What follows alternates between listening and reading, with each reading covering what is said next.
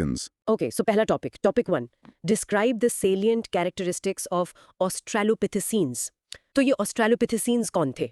Source बताता है कि इन्हें सदर्न एप्स यानी ऑस्ट्रेलोपिथेकस और नियामैन यानी पैरेंथ्रोपस के एक्सटिंक्ट जेनेरा के रूप में डिस्क्राइब करता है।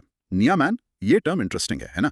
क्या लगता है उन्हें ऐसा क्यों कहा गया होगा? हाँ, बिल्कुल। और सोर्स बताता है कि इनमें दो मेन टाइप्स थे। एक ग्रेसाइल मतलब ऑस्ट्रेलोपिथेकस जिनका बिल्ड थोड़ा लाइटर था, और दूसरे रोबस्ट यानी पैरेंथ्रोपस जिनका बिल्ड हेवियर था, स्पेशली स्कल और टीथ में देखें तो। ये फिजिकल डिफरेंसेस शायद उनके एनवायरनमेंट या डाइट के बारे में कुछ सजेस्ट करते हैं। अलग अलग फूड सोर्सेज। कल डिस्कवर किया, जिसे नाम दिया गया ऑस्ट्रेलोपिथेकस अफ्रीकानस। फिर उसके बाद 1938 में रॉबर्ट ब्रूम ने क्रोम ड्राई से मिले एक स्कल को पैरेंथ्रोपस जीनस में क्लासिफाई किया। सोचो जरा, अपने पास्ट के इतने इंपॉर्टेंट पीसेस मिलना।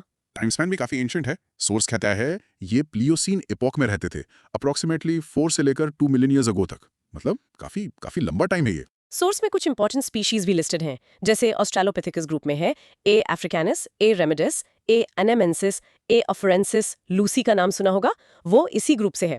और पैरेंथ्रोपस ग्रुप में P robustus, P boisei, P aethiopicus. और इनका जियोग्राफिकल डिस्ट्रीब्यूशन ये भी काफी वाइड था। अफ्रीका में हदार, ओमो रिवर, ओल्ड वाई गॉर्ज, टाउंग जैसी साइट्स पर इनके फॉसिल्स मिले हैं। अच्छा, अब फोकस करते हैं इनके फिजिकल फीचर्स पर। क्रेनियल कैपेसिटी देखें तो 375 से 775 सीसी के बीच थी। अब ये कंटेम्प्रेरी एप से तो ज्यादा है, तो कुछ ब्रेन डेवलपमेंट सजेस्ट करता है, पर मॉडर्न ह्यूमन से काफी कम है। इसका उनकी कॉग्निटिव एबिलिटीज पर क्या इंपैक्ट रहा होगा, सोचने वाली बात है। हाँ, बिल्कुल। स्कल और डेंटेशन में ग्रासाइल और रोबस्ट फॉर्म्स के बीच क्लियर डिफरेंसेस थे।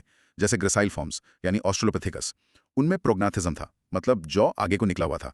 स्कल पर कोई प्रोमिनेंट क्रेस्ट नहीं था। चीक बोन्स भी लेस रोबस्ट थे, मैंडिबल बड़ा था, और इंसाइजेस कैनाइन्स रिलेटिवली बड़े थे। ओके। इसके कॉन्ट्रास्ट में रोबस्ट फॉर्म्स यानी पैरेंथ्रोपस, उनमें एक प्रोमिनेंट सैजिटल क्रेस्ट था। स्कल के टॉप पर एक बोनी रिज जो स्ट्रॉन्ग चूइंग मसल्स को सपोर्ट करता था। उनका फेस फ्लैटर था, ऑर्थोग्नाथस कहते हैं। चीक बोन्स ज्यादा रोबस्ट थे, मैंडिबल बड़ा था, और पोस्ट कैनाइन टीथ तो बहुत बड़े थे। ये डिफरेंसेस स्ट्रांगली सजेस्ट करते हैं कि रोबस्ट फॉर्म्स शायद टफ फाइब्रस वेजिटेशन खाते थे। तुम्हें क्या लगता है ये डाइट डिफरेंस कितना इंपॉर्टेंट रहा होगा उनके सर्वाइवल के लिए? Good point. रोबस्ट बिल्ड और बड़े टीथ तो यही इशारा करते हैं। अच्छा, और पोस्ट क्रेनियल एनाटॉमी मतलब बॉडी बिलो द स्कल, उससे क्या पता चलता है? सोर्स कहता है मैस्टॉइड प्रोसेस, जो ईयर के पीछे की बोन प्रोजेक्शन है, और लीनिया एस्पेरा, जो फीमर पर एक रिज है, इनका प्रेजेंस बाइपीडलिज्म का डायरेक्ट एविडेंस है, यानी वो दो पैरों पर चलते थे। लवजॉय का रेफरेंस है सोर्स में कि शुरू में उनका गेट शायद शफलिंग जैसा था, उतना एफिशिएंट नहीं जितना हमारा है। ओल्डोबाई गॉड से मिले फुट इंप्रेशन भी ह्यूमन लाइक फीचर्स दिखाते हैं, जैसे बिग टो और सेकंड टो के बीच डिस्टेंस, और टैलस बोन का स्ट्रक्चर। बाइपीडलिज्म इतना क्रूशल एवोल्यूशनरी स्टेप क्यों था? शायद इसने हैंड्स को फ्री कर दिया। बिल्कुल, हाँ, फ्री कर दिया टूल्स यूज करने के लिए, चीजें कैरी करने के लिए। यही की हाइपोथेसिस है। अच्छा, अब कल्चरल फीचर्स पर आते हैं। हंटिंग की बात करें, ओल्डोबाई गॉर्ज में स्मॉल एनिमल्स की बोन्स के साथ चॉपर चॉपिंग टूल्स मिले हैं। रेमंड डार्ट ने एक कॉन्सेप्ट प्रपोज किया था, ऑस्टियोडोंटोकैरेटिक कल्चर। मतलब कि ये होमिनिन्स बड़े एनिमल्स के बोन्स, टीथ और हॉर्न्स को टूल्स की तरह यूज करते थे, छोटे एनिमल्स को हंट करने के लिए। पर क्या ये सच में कल्चर था जैसे हम आज समझते हैं, या primarily opportunistic tool use?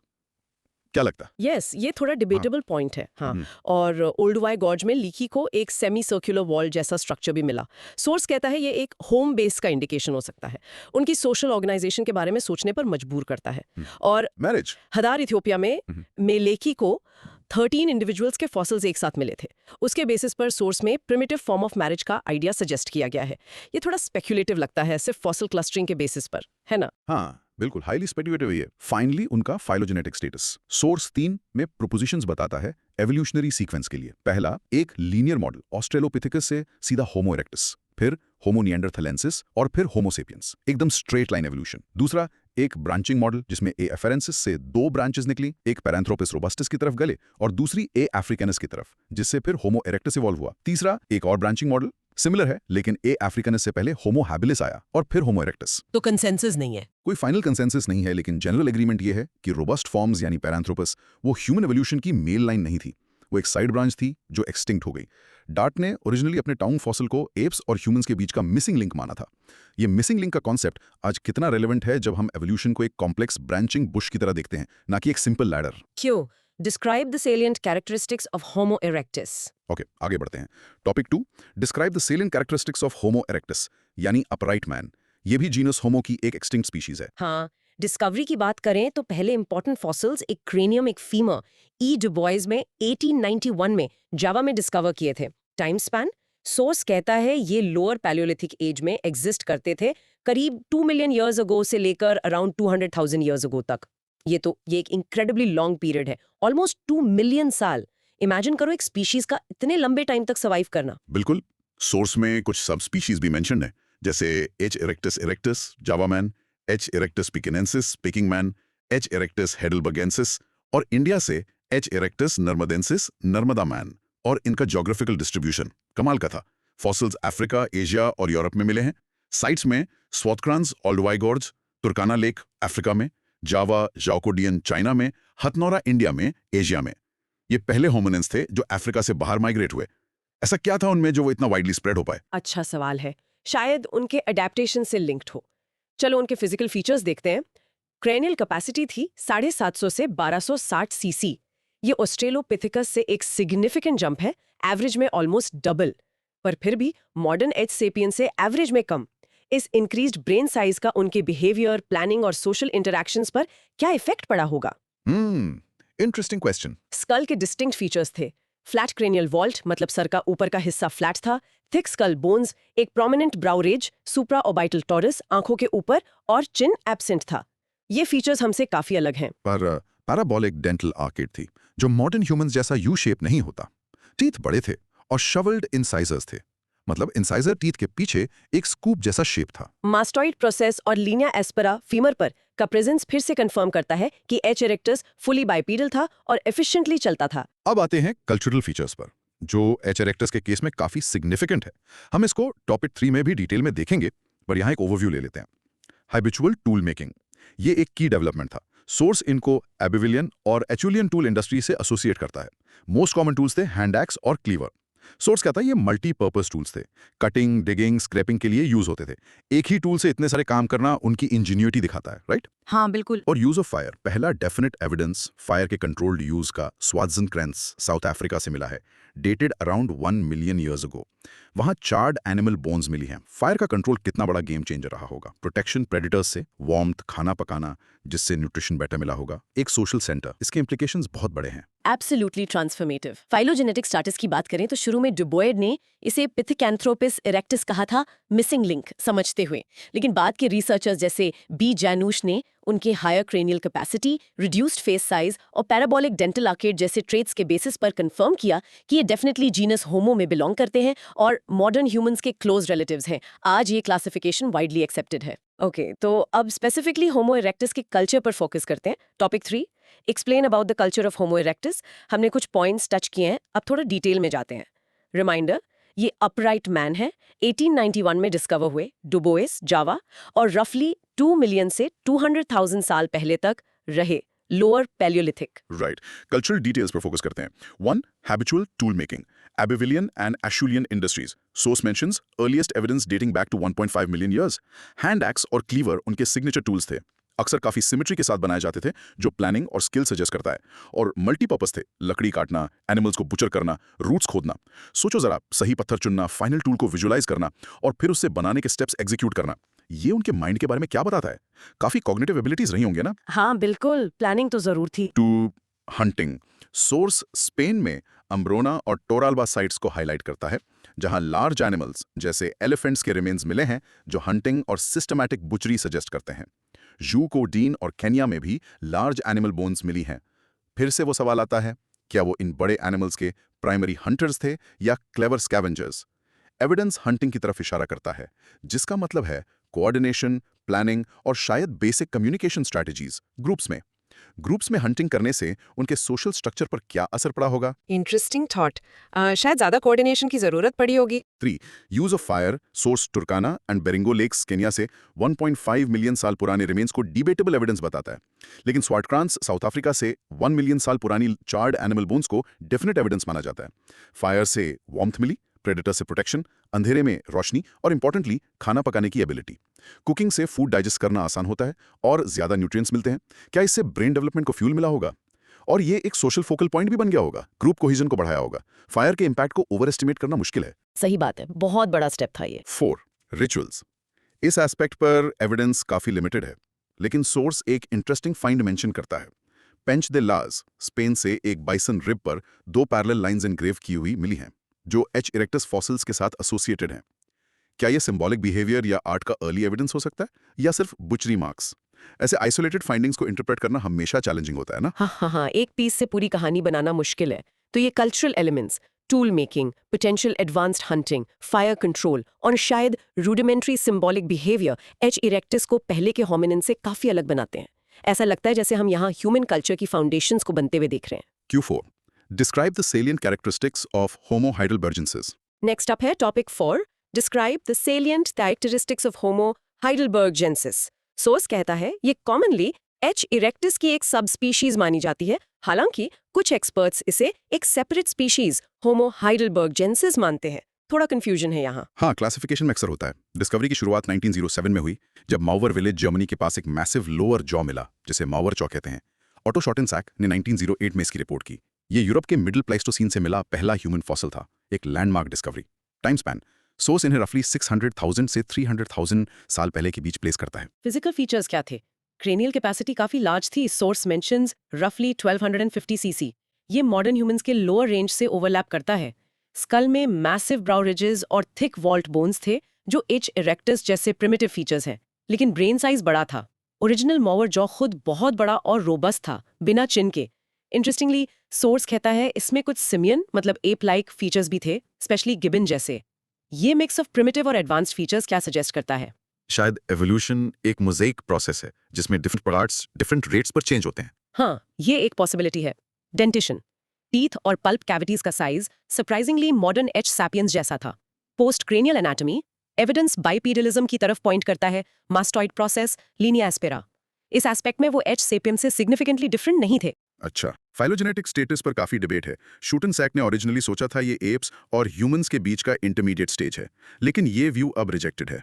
Current thinking अक्सर एच हाइडेलबर्गेंसिस को एच नियंदरथालेंसिस और एच सेपियंस दोनों का likely last common ancestor position करती है, लेकिन क्लासिफिकेशन पर अभी भी डिस्कशन चलती है।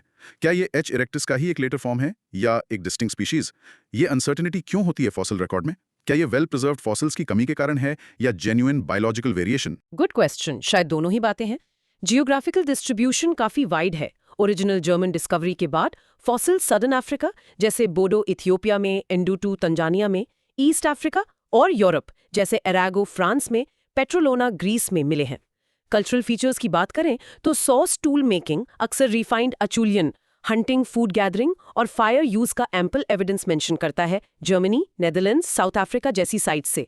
सोर्स ये भी सजेस्ट करता है कि शायद एच हाइडेलबर्जेंसिस ने pre linguistic communication system develop कर लिया था। कम्युनिकेशन का इमर्जेंस कितना बड़ा लीप रहा होगा उनके सोशल लाइव्स और कोऑपरेशन के लिए। क्यों जावा मैन? अब एच इरेक्टस के स्पेसिफिक फाइंड्स पर फोकस करते हैं। पहला टॉपिक 5, जावा मैन यानी होमो इरेक्टस इरेक्टस। हाँ, इसकी डिस्कवरी जैसा हमने पहले मेंशन किया, ई डुबॉइस ने 1891 में जावा, इंडोनेशिया में की थी। की फॉसिल्स थे एक स्कल कैप, क्रेनियम और एक फीमर। टाइम स्पैन सोर्स इन्हें अराउंड 1 मिलियन से 700,000 साल पहले प्लेस करता है। फिजिकल फीचर्स समराइज करते हैं। क्रेनियल कैपेसिटी एवरेज 875 सीसी थी। सोर्स नोट करता है ये एप्स और मॉडर्न ह्यूमंस के बीच में है। स्कल फीचर्स में फ्लैट क्रेनियल वॉल्ट, लार्ज ब्राउ रिज, थिक स्कल बोन्स, एक प्रोमिनेंट ऑसिपिटल टॉरस स्कल के पीछे एक रिज, प्रोग्नेथिज्म, प्रोजेक्टिंग जॉ और चिन एब्सेंट था। मॉडर्न ह्यूमन स्कल से काफी अलग। पैराबोलिक डेंटल आर्केड, बड़े टीथ और शवल्ड इंसाइजर्स थे। डुबॉइस को जो फीमर मिला था उसकी लीनिया एस्पेरा से बाइपीडलिज्म स्ट्रांगली इंडिकेटेड था। Cultural features source associated finds mention करता है, जैसे हैंड एक्सेस और क्लीवर्स, साथ में बड़े एनिमल्स की बोन्स जो हैबिचुअल टूल मेकिंग और हंटिंग कैपेबिलिटी सजेस्ट करते हैं। फाइलोजेनेटिक स्टेटस इनिशियली डुबोए ने इसे पिथिकैंथ्रोपस इरेक्टस, अपराइट एप मैन नाम दिया। उन्हें लगा ये मिसिंग लिंक है। कंट्रोवर्सी भी हुई। रूडोल्फ विर्चो ने तो शुरू में फीमर को जिबन का बता दिया था, लेकिन बाद की एनालिसिस जैसे बी जानुश और सर आर्थर कीथ की ने इसकी ह्यूमन एफिनिटीज कंफर्म किए। आज इसे एची इरेक्टस की एक की सबस्पीशी माना जाता है।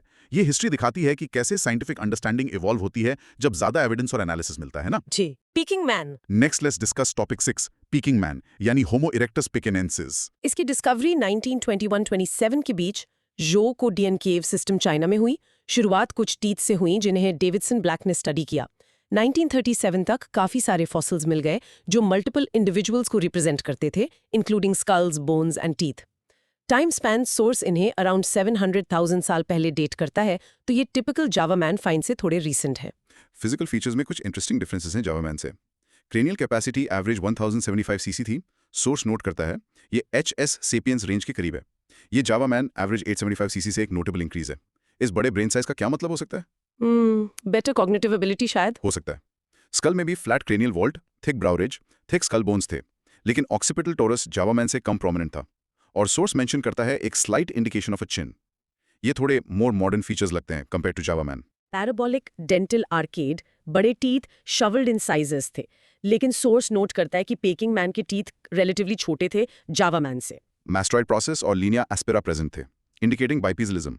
सोर्स ये भी नोट करता है कि पीकिंग मैन शायद लाइटर, शॉर्टर और पोस्चर में जावा मैन से ज्यादा अपराइट था। कल्चरल फीचर्स, जोकाउदियन से भी हैंड एक्सेस, क्लीवर्स और लार्ज एनिमल बोन्स मिले हैं जो टूल मेकिंग और हंटिंग सजेस्ट करते हैं। लेकिन सोर्स लुइस बिनफर्ड का आर्गुमेंट मेंशन करता है कि पेकिंग मैन शायद प्राइमरीली स्कैवेंजर था, एक्टिव हंटर नहीं। ये एक क्लासिक एग्जाम्पल है कि कैसे सेम एविडेंस को डिफरेंटली इंटरप्रेट किया जा सकता है। फॉसिल एविडेंस के बेसिस पर हंटिंग और स्कैवेंजिंग में डिफरेंशिएट करने के लिए क्या क्राइटेरिया यूज किए जा सकते हैं? ये कॉम्प्लेक्स है। हाँ, जाओकुडियन में चार्ड एनिमल बोन्स का स्ट्रॉन्ग एविडेंस भी मिला जो पेकिंग मैन द्वारा फायर यूज को कंफर्म करता है। फाइलोजेनेटिक स्टेटस, इनिशियली इसे सिनेंथ्रोपिस पेकिनेंसिस नाम दिया गया था डी ब्लैक द्वारा, बाद में एच इरेक्टस पेकिनेंसिस क्लासिफाई किया गया। फ्रांस वाइडेनरीच, जिन्होंने फॉसिल्स को एक्सटेंसिवली स्टडी किया, उन्होंने आर्ग्यू किया कि Peking man modern Chinese H sapiens का डायरेक्ट एंसेस्टर था।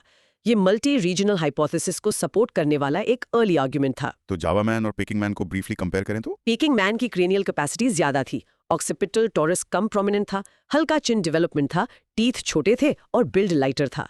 ये डिफरेंसेस टाइम के साथ एच इरेक्टस पॉपुलेशन में एवोल्यूशनरी ट्रेंड्स दिखाते हैं, शायद मोर डिराइव्ड फीचर्स की तरफ। Q7 Describe the salient characteristics of Rhodesian man, also known as Broken Hill man. अब एक और important hominin find.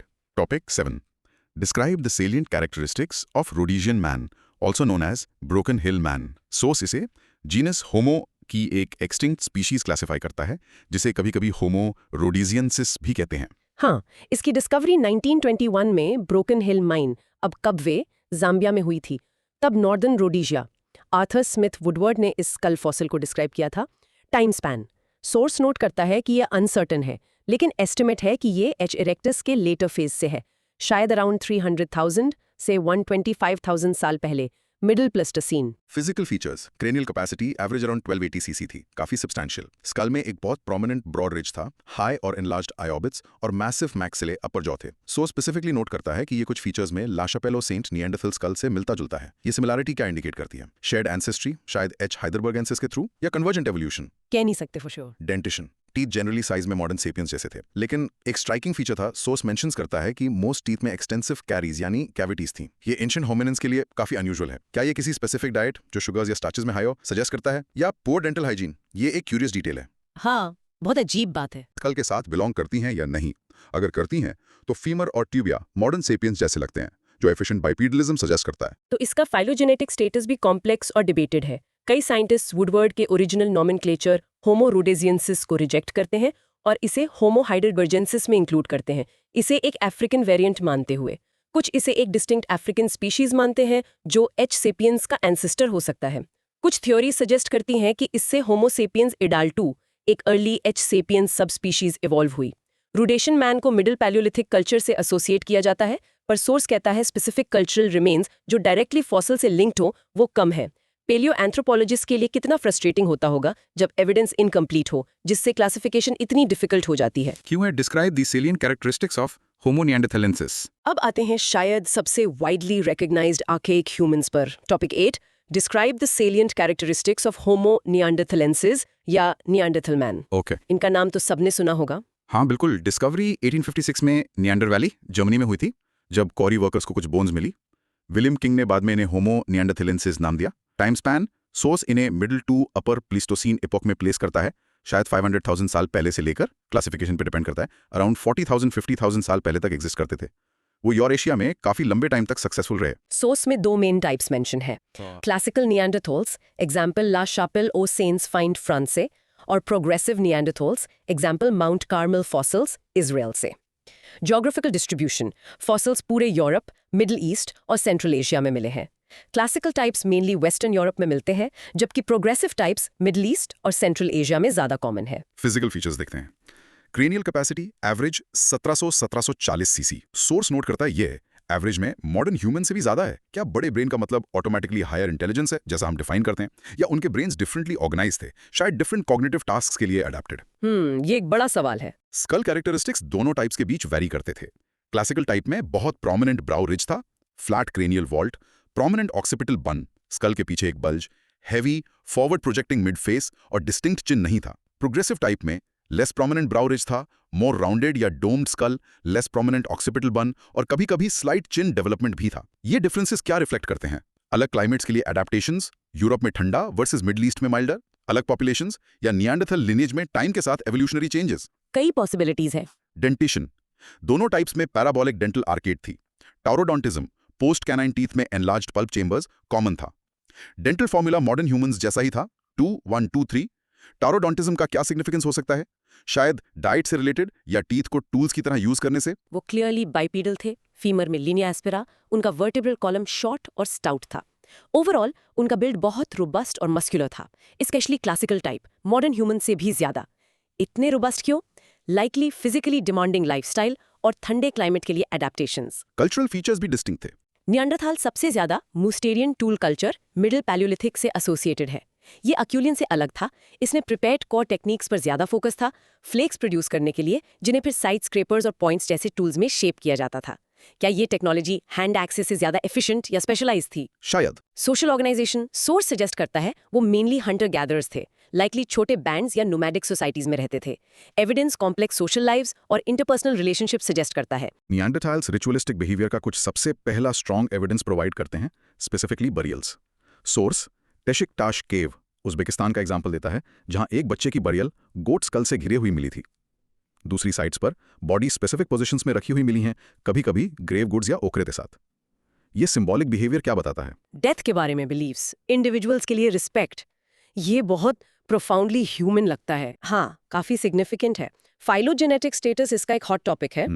2010 से पहले डोमिनेंट व्यू था कि नियांडरथॉल्स एक सेपरेट स्पीशीज होमो नियांडरथैलेंसिस थे जो एक्सटिंक्ट हो गए, एच हाइडेलबर्गेंसिस से एच सेपियंस लीनेज के साथ ही ब्रांच ऑफ होकर। लेकिन नियांडरथाल जीनोम प्रोजेक्ट 2010 में पब्लिश हुआ और उसके बाद की एंशिएंट डीएनए स्टडीज ने इस पिक्चर को रेवोल्यूशनाइज कर दिया। एविडेंस स्ट्रांगली सजेस्ट करता है कि मॉडर्न नॉन अफ्रीकन ह्यूमंस के एंसेस्टर्स ने नियांडरथॉल्स और एक और आर्केइक ग्रुप डेनिसोवंस के साथ इंटरब्रीड किया था। आज ज्यादातर लोग जिनकी एंसेस्ट्री अफ्रीका के बाहर हैं, उनमें स्मॉल परसेंटेज 1 in 4% नियांडरथॉल डीएनए होता है। इसलिए कुछ रिसर्चर्स जैसे डॉक्टर क्राउस, सोर्स में मेंशन्ड 2017, आर्ग्यू करते हैं कि नियांडरथॉल्स को हमारी अपनी स्पीशीज की एक सब स्पीशीज क्लासिफाई करना चाहिए, होमो सेपियंस नियांडरथैलेंसिस। डिबेट चलती रहती है, स्पीशीज वर्सेस सब स्पीशीज। इस जेनेटिक एविडेंस ने लाइंस को काफी ब्लर कर दिया है ना। चलो अब इन दो मेंशन टाइप्स को एक्सप्लिसिटली कंपेयर करते हैं। Topic 9 point present a comparison between the classical and progressive types of Neanderthal man. Classical type का रिप्रेजेंटेटिव एग्जांपल है La Chapelle aux Saints, the old man fossil, और प्रोग्रेसिव टाइप का Mount Carmel fossils. हाँ, discovery sites अलग थे। ला Chapelle ओसेंस France में 1908, एम्प्टकॉमल Israel में 1931-32। Geographical distribution भी जनरली डिफरेंट था। क्लासिकल मेनली वेस्टर्न यूरोप से एसोसिएटेड है, प्रोग्रेसिव मिडल ईस्ट से। Physical features comparison, source details के बेस पर। क्लासिकल एग्जाम्पल्स जैसे ला शापेल लगभग 60,000 साल पुराने हैं। प्रोग्रेसिव एग्जाम्पल्स एम्प्टकॉमल से पुराने हैं, लगभग 1 लाख साल या उससे भी ज्यादा। इंटरेस्टिंगली प्रोग्रेसिव टाइप पहले का लगता है। क्लासिकल एवरेज ज्यादा है, अराउंड 1600 सीसी या उससे अधिक, versus progressive average around 1400 CC. Classical में ज्यादा एक्सट्रीम नियांडरथाल फीचर्स थे, बहुत prominent brow ridge, flat vault, occipital बन, कोई चिन्ह नहीं। प्रोग्रेसिव में रिजेस कम प्रोमिनेंट थे, स्कल ज्यादा राउंडेड डोम्ड था, बन कम प्रोनाउंस था और कभी-कभी हल्का चिन्ह भी। प्रोग्रेसिव मॉर्फोलॉजी क्लासिक नियांडरथॉल्स और अर्ली एच सैपियंस के बीच की लगती है। ये डिफरेंस क्यों? एडेप्टेशन हो सकता है या टाइम का difference. Jaw and chin, heavy jaw, no chin, classical versus less massive jaw, शायद थोड़ा chin development, progressive. Classical highly robust और मस्कुलर था, प्रोग्रेसिव भी मस्कुलर था पर शायद क्लासिकल टाइप जितना एक्सट्रीम नहीं। कल्चरल फीचर्स, सोर्स कहता है दोनों टाइप्स मॉस्टरन टूल कल्चर से एसोसिएटेड हैं। फ्लेक टूल्स जैसे साइड स्ट्रिपर्स, पॉइंट्स, दोनों हंटर गैदरर्स थे, लाइकली बैंड्स में रहते थे। दोनों में बरियल रिचुअल्स के एविडेंस हैं जो सिंबॉलिक थॉट इंडिकेट करते हैं। सोर्स नोट करता है क्लासिकल टाइप बरियल्स में कभी-कभी मटेरियल या फ्लोरल ऑफरिंग्स मिले हैं। प्रोग्रेसिव टाइप का एग्जांपल हमने पहले मेंशन किया था, Teshik Tash child burial with goat skulls. तो सिंबॉलिक बिहेवियर दोनों ग्रुप्स में था, शायद रीजनल वेरिएशंस के साथ। हो सकता है। फाइलोजेनेटिक स्टेटस, ये कंपैरिजन निएंडरथल्स के अंदर वेरिएशन हाईलाइट करता है। प्रोग्रेसिव टाइप्स का एग्जिस्टेंस जो मॉर्फोलॉजिकली एच सेपियंस के ज्यादा करीब लगते हैं और मिडिल ईस्ट में पाए गए जहां दोनों ग्रुप्स ने लाइकली इंटरैक्ट किया होगा, कॉम्प्लेक्सिटी ऐड करता है। जेनेटिक एविडेंस इंटरब्रीडिंग का इस पिक्चर को और कॉम्प्लिकेट करता है कि ये टाइप्स अलग पॉपुलेशंस, एडेप्टेशंस या निएंडरथल्स के अंदर एक एवोल्यूशनरी कंटिन्यूअम के पॉइंट्स रिप्रेजेंट करते हैं, ये अभी भी डिबेटेड है। ये दिखाता है कि एवोल्यूशन हमेशा नीट डिस्टिंक्ट कैटेगरीज में नहीं होता। फाइनली हमारी अपनी species, topic 10. What do you understand by the term Homo sapiens? Give an account of the distribution and physical features of the earliest fossils of Homo sapiens. Homo sapiens का मतलब है wise man. हम इस genus होमो की अकेली extent living species हैं, लेकिन source यहाँ स्पेसिफिकली अर्ली या एनाटॉमिकली मॉडर्न एच सेपियंस की बात कर रहा है। वो इंडिविजुअल्स जो क्लियरली एच इरेक्टस या निएंडरथैल से अलग थे और मॉडर्न ह्यूमंस जैसे दिखते थे, भले ही कुछ माइनर डिफरेंसेस रहे हों। हाँ, जियोग्राफिकल डिस्ट्रीब्यूशन इनका भी वाइड था, जो उनके इवेंचुअल ग्लोबल स्प्रेड को रिफ्लेक्ट करता है। Early fossils Africa, Europe, Asia में मिले हैं। सोच कुछ की साइट्स मेंशन करता है, जैसे Cro Magnon, Chancelade, Grimaldi, Europe, Bodo Omo Ndutu, Africa. हालांकि बोडो नंडू को कभी कभी एच हाइडलबर्गेंसिस, रोडीसियंसिस क्लासिफाई किया जाता है, जो फजी बाउंड्रीज दिखाता है। पेट्रोलोना, ग्रीस, ये भी डिबेटेड है। डेनिसोवा केव, एशिया, जहां डेनिसोवान्स भी मिले थे, एटसेट्रा। कुछ की अर्ली फॉसिल्स के फीचर्स जो सोर्स में मेंशन्ड है। 1. क्रो-मैग्नॉन मैन 1868 में फ्रांस में डिस्कवर हुआ। टाइम स्पैन अराउंड 40,000 30,000 साल पहले। Cranial capacity 1550-1650 CC modern range में। Skull dolichocephalic, long headed, vertical forehead, parietal eminences, side में बम्प्स, शॉर्ट फेस और एक prominent well developed chin. Dentition fully modern, parabolic arcade 2123 formula, छोटे teeth. Post cranial hind limbs 4 limbs के comparison में लंबे, efficient बाइपेडलिज्म, generally लंबे 170-180 centimetre और muscular, लेकिन नियोंडरथाल से कम रोबस्ट। ये काफी मॉडर्न लग रहे हैं। बिल्कुल। 2. ग्रिमाल्डी मैन 1901 में इटली, मोनाको के पास डिस्कवर हुआ। टाइम स्पैन अराउंड 25,000 साल पहले। Cranial capacity 1250-1450 CC. Skull hyper dolichocephalic, extremely long headed, short face, broad thick jaw, लेकिन सोर्स नोट करता है क्रोमैग्नन के कंपैरिजन में लेस डेवलप्ड चिन था। डेंटिशन जनरली मॉडर्न क्रोमैग्नन जैसा, पर शायद थोड़े बड़े टीथ। पोस्ट क्रेनियल ट्रंक के रिलेटिव में बहुत लंबे hind limbs, efficient bipedalism, height around 150-160 centimetres. 3. Chancelade man 1888 में फ्रांस में डिस्कवर हुआ, एक फ्लेक्स्ड बरियल पोजीशन में। टाइम स्पैन अराउंड 17,000-12,000 साल पहले, क्रो-मैग्नन ग्रिमाल्डी से बाद में। Cranial capacity 1500-1700 CC. Skull dolichocephalic with sagittal keel, top पर हल्की रिज, निएंडरथल क्रेस्ट जैसी नहीं। लंबा face, prominent cheek bones. Dentition Cro-Magnon जैसा modern pattern. Post cranial strong massive limb bones, upper limbs Cro-Magnon के कंपैरिजन में रिलेटिवली लंबे, height 150-160 centimetres. Cultural features जो इन अर्ली होमो सेपियंस से एसोसिएटेड हैं, वो एक सिग्निफिकेंट लीप रिप्रेजेंट करते हैं, जिसे अक्सर अपर पैलियोलिथिक रेवोल्यूशन कहते हैं। क्रोमैग्नॉन और ग्रिमाल्डी ओरेनेक नेशन कल्चर से एसोसिएटेड हैं। इसकी कैरेक्टरिस्टिक्स हैं sophisticated blade tool technology, bone, antler और आइवरी का एक्सटेंसिव यूज टूल्स जैसे पॉइंट्स, ऑल्स और पर्सनल ऑर्नामेंट्स के लिए, और फेमसली स्पेक्टेक्युलर केव आर्ट जैसे शॉवे और लॉस्को में। हालांकि क्रोमैग्नॉन साइट पर नहीं मिली। चांसलैड मैन लेटर मैग्डलेनियन कल्चर से एसोसिएटेड है, जो और भी रिफाइंड बोन टूल्स जैसे हार्पून्स, आइज वाली नीडल्स, स्पीयर थ्रोअर्स, एटलाटल्स और कंटिन्यूड आर्टिस्टिक एक्सप्रेशन के लिए जानी जाती हैं। ये टूल कॉम्प्लेक्सिटी और आर्ट उनकी कॉग्निटिव एबिलिटीज के बारे में क्या सजेस्ट करते हैं?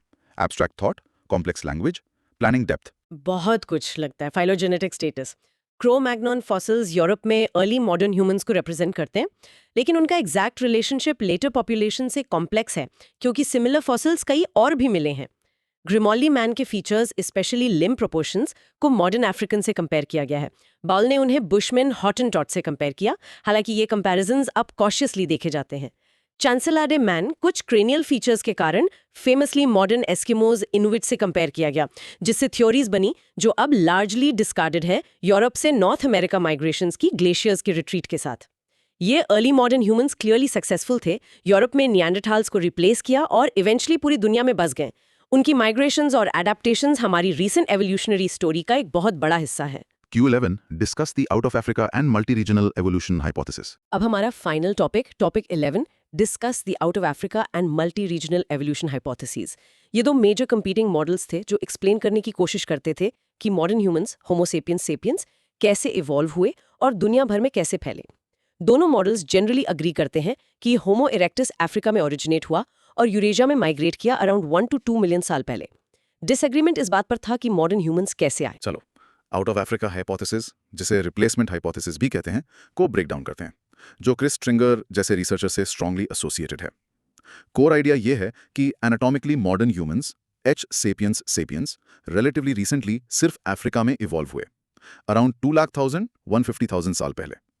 फिर अराउंड 100,000 साल पहले या उसके बाद ये मॉडर्न ह्यूमंस एक सेकंड मेजर वेव में अफ्रीका से बाहर माइग्रेट हुए।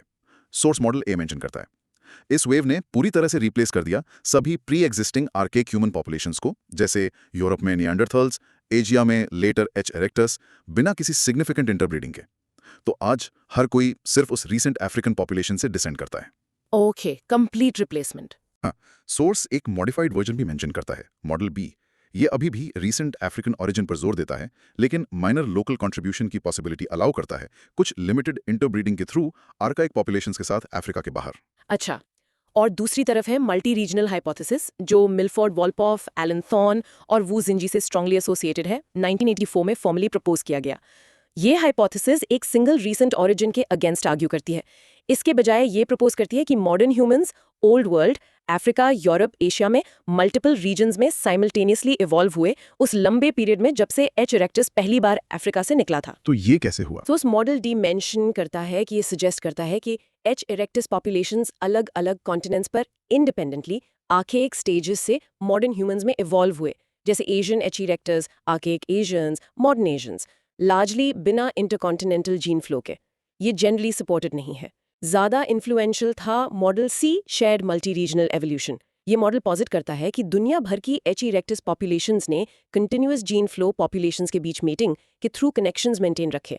इस जीन फ्लो ने उन्हें अलग स्पीशीज बनने से रोका और एडवांटेजियस मॉडर्न ट्रेट्स जहां भी वो अराइज हुए को पूरे ह्यूमन रेंज में स्प्रेड होने दिया, जिससे हर जगह मॉडर्न फीचर्स का साइमल्टेनियस एवोल्यूशन हुआ, जबकि कुछ रीजनल कैरेक्टरिस्टिक्स कॉन्टिन्यूटी रिटेन हुई। ज्यादा इन्फ्लुएंशियल था model C, shared multi regional evolution. ये दोनों कितने फंडामेंटली डिफरेंट व्यूज हैं, सिंगल रीसेंट ओरिजिन और replacement versus ancient geographically broad evolution with interconnectedness. कौन सा मॉडल ज्यादा इंट्यूटिव लगता है? बहुत फैसिनेटिंग है कि इंटरप्रिटेशंस कितनी अलग थी, लेकिन प्रेजेंट सिचुएशन को एंशिएंट डीएनए एविडेंस ने ड्रामेटिकली क्लैरिफाई कर दिया, स्पेशली 2010 के बाद। करंट वर्ल्ड पॉपुलेशंस की genetic studies recent African origin को स्ट्रांगली सपोर्ट करती हैं हमारी एंसेस्ट्री के मेन कंपोनेंट के लिए। ज्यादातर नॉन अफ्रीकन पॉपुलेशंस अपनी लिनेज एक बॉटलनेक्ड पॉपुलेशन तक ट्रेस करती हैं, जो लाइकली अराउंड 70,000 से 50,000 साल पहले एग्जिस्ट करती थी, जो खुद पिछले लगभग 1,50,000 सालों में अफ्रीकन एंसेस्टर से डिराइव हुई थी। ये core out of Africa timing को स्ट्रांगली सपोर्ट करता है, लेकिन निएंडरथॉल और डेनिसोवन फॉसिल से डायरेक्टली रिकवर किए गए एंशिएंट डीएनए ने कुछ क्रूशल रिवील किया। इंटरब्रीडिंग हुआ था, जैसे मॉडर्न ह्यूमंस अफ्रीका से बाहर फैले और यूरेशिया में इन आर्केक ग्रुप से मिले, उन्होंने मिक्स किया। अच्छा, तो मिक्सिंग हुई थी। हाँ, तो आज लोग जिनकी एंसेस्ट्री सब सहारन अफ्रीका के बाहर है, वो निएंडरथाल डीएनए 1 to 4% कैरी करते हैं। कुछ पॉपुलेशंस स्पेशली मेलानेशिया और एशिया के कुछ हिस्सों में डेनिसोवन डीएनए भी कैरी करती हैं। इसका मतलब है strict replacement model out of Africa का मॉडल ए गलत है, एडमिक्सचर हुआ था। तो ये हमें कहाँ छोड़ता है? सोर्स सजेस्ट करता है कुछ साइंटिस्ट करंट पिक्चर को, जिसमें अफ्रीकन ओरिजिन प्लस एडमिक्सचर है, उसे मल्टी रीजनलिज्म का एक फॉर्म मानते हैं, क्योंकि अलग ग्रुप्स के बीच जीन फ्लो हुआ। दूसरे इसे एक modified out of Africa model मानते हैं, जैसे मॉडल बी, पर शायद ओरिजिनली सोचे गए से ज्यादा सिग्निफिकेंट एडमिक्सचर के साथ। कुछ इसे हाइब्रिड या असिमिलेशन मॉडल कहते हैं। कोई एक अग्रीड अपॉन लेबल नहीं है, लेकिन data African origin plus later admixture अब काफी क्लियर है। साइंस कॉन्स्टेंटली अपनी अंडरस्टैंडिंग रिफाइन करती है, जैसे नया एविडेंस सामने आता है। यही तो खूबसूरती है इसकी, है ना? ये सही होने से ज्यादा कॉम्प्लेक्स सच के करीब जाने के बारे में है। रीकैप। ओके, वाओ, हमने काफी ग्राउंड कवर किया है। चलो एक क्विक रीकैप करते हैं कंसोलिडेट करने के लिए। इमेजिन तुम किसी फ्रेंड को बता रही हो, हर ग्रुप का एक की टेक अवे क्या था? याद है? सादन एप, नियामैन, ग्रेसल वर्सेस रोबास्ट में की डिफरेंस क्या था? बिल्ड या डाइट। सबसे इंपॉर्टेंट एवोल्यूशनरी स्टेप क्या था उनका? बाइपेडलिज्म। ऑस्टियोडोंटोकैराटिक कल्चर कॉन्सेप्ट क्या था? हाँ, बाइपेडलिज्म की था, और वो बोन टूथ हॉर्न टूल वाला concept. Right, Homo erectus. Upright man, brain size में जंप। की कल्चरल अचीवमेंट्स क्या थे? Tools, Acheulian hand axe, hunting evidence, और सबसे बड़ा game changer, fire. First hominin to leave Africa, Java man और Peking man में मेन फिजिकल डिफरेंस क्या था? Brain size. बिल्कुल, फायर और अफ्रीका से बाहर जाना। पेकिंग मैन का ब्रेन बड़ा था। होमो हाइडेलबर्गेंसिस रोडेशन मैन, इनका लाइकली फाइलोजेनेटिक पोजीशन क्या है? कॉमन एंसेस्टर्स नियांडरथाल्स सेपियंस का। हाइडेलबर्गेंसिस के फीचर्स का मिक्स क्या बताता है? Mosaic evolution. रोडेशन मैन के टीथ की यूनिक बात क्या थी? कैविटीज। हाँ, कॉमन एंसेस्टर वाला आइडिया इंपॉर्टेंट है और वो कैविटीज वाली बहुत अजीब थी। Homo neanderthalensis, classical versus progressive types में की डिफरेंसेस याद हैं? Skull shape, robustness, timing. उनकी एवरेज क्रेनियल कैपेसिटी कैसी थी कंपेयर टू अस? लार्जर। उनका सिग्नेचर टूल कल्चर क्या था? मोस्टेरियन। सबसे सिग्निफिकेंट रिचुअलिस्टिक बिहेवियर का एविडेंस क्या मिला?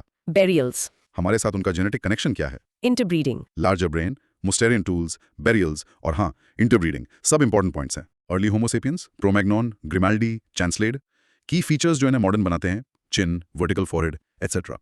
उनसे एसोसिएटेड एडवांस्ड कल्चर्स कौन सी थी? ओरिजिनेशन, मैग्डलेनियन, इन कल्चर्स की खास बात क्या थी? Blades, bone tools, art. Modern anatomy और वो upper palaeolithic cultural boom, art, complex tools. और finally origin hypothesis. Out of Africa का बेसिक आइडिया क्या था? Recent single origin, replacement. Multi regional का बेसिक आइडिया क्या था? Ancient multiple origins, continuity, gene flow. आज की अंडरस्टैंडिंग क्या है डीएनए एविडेंस के बाद? African origin plus admixture. Exactly, दोनों मॉडल्स के कोर आइडियाज और कैसे डीएनए ने पिक्चर बदल दी। African origin plus mixing. Excellent run through.